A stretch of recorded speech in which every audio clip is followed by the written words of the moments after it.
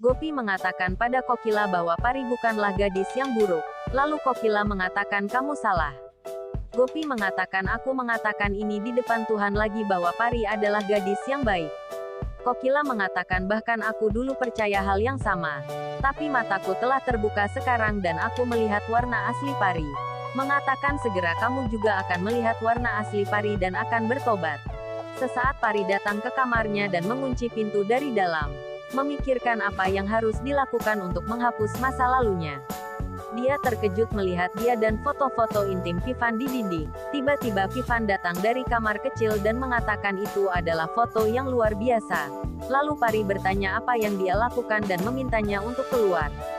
Dia bilang dia tidak berubah dan bahkan parfum dan selera berpakaiannya sama seperti sebelumnya. Dia memintanya lagi untuk keluar. Dia mengatakan wajahnya selalu berputar di sekitar wajahnya. Dia bilang dia membencinya. Dia bilang dia sangat mencintainya sehingga dia bahkan tidak bisa memikirkannya. Mengatakan dia datang ke sini hanya untuknya dan dia bisa membayangkan apa yang bisa dia lakukan. Dia mendorongnya dan mengatakan dia bisa melakukan apapun yang dia suka. Itu tidak akan mengganggunya.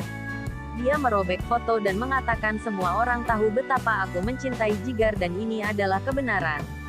Kokila mengatakan Pari tahu betul untuk memanipulasi dan meminta Gopi untuk berhenti percaya secara membabi buta. Gopi berpikir kapan Kokila akan percaya padanya. Dia berdoa kepada Tuhan untuk membantu Pari saat dia membantunya. Pari mengatakan Vivan apapun yang dia lakukan.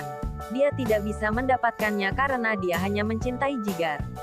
Dia bilang tidak ada orang di rumah ini yang mencintainya dan di sini nilainya nihil. Dia bilang dia meninggalkan segalanya dan datang ke sini dari Delhi hanya untuknya. Tapi dia berada di belakang Jigar yang istri pertamanya sudah meninggal dan dia memiliki 2 istri dan 2 anak. Jadi dia harus meninggalkan segalanya dan ikut dengannya. Dia mengatakan tidak pernah. Dia mengatakan bahwa dia akan memberitahu semua orang bahwa dia menggunakan anak laki-laki untuk hiburannya. Dia mengatakan Jigar akan segera menerimanya dan meminta dia untuk tidak memasuki kamarnya bahkan karena kesalahan. Dia mengatakan Jigar tidak mencintaimu sama sekali dan aku bisa mengatakan di depan semua orang bahwa aku sangat mencintaimu. Dia mulai berteriak. Dia memintanya untuk berhenti berteriak. Dia mendorongnya dan pas jatuh. Kokila mendengar suara dan mengetuk pintu untuk memeriksa. Pari menjadi tegang. Vivan mengatakan jika dia mau, dia bisa menghancurkan hidupnya sekarang dan meminta dia untuk memikirkan alasan yang baik untuk menceritakannya kepada Kokila.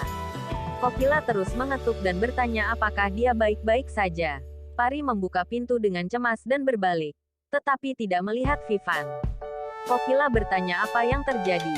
Mengapa dia berteriak? Dia bilang dia takut kadal. Kokila mengatakan kamu takut kadal setidaknya.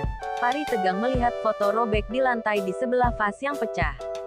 Kokila mengatakan jika dia takut, dia akan menelepon Miti dan meminta dia untuk meminta Miti untuk membersihkan lantai.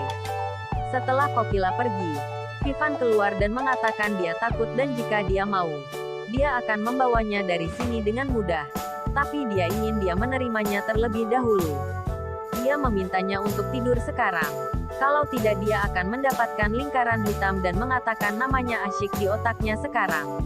Pari membakar foto yang robek dan mengira dia hanya mencintai Jigar dan tidak akan membiarkan Vivan merebut Jigar dan seseorang mengetuk pintu.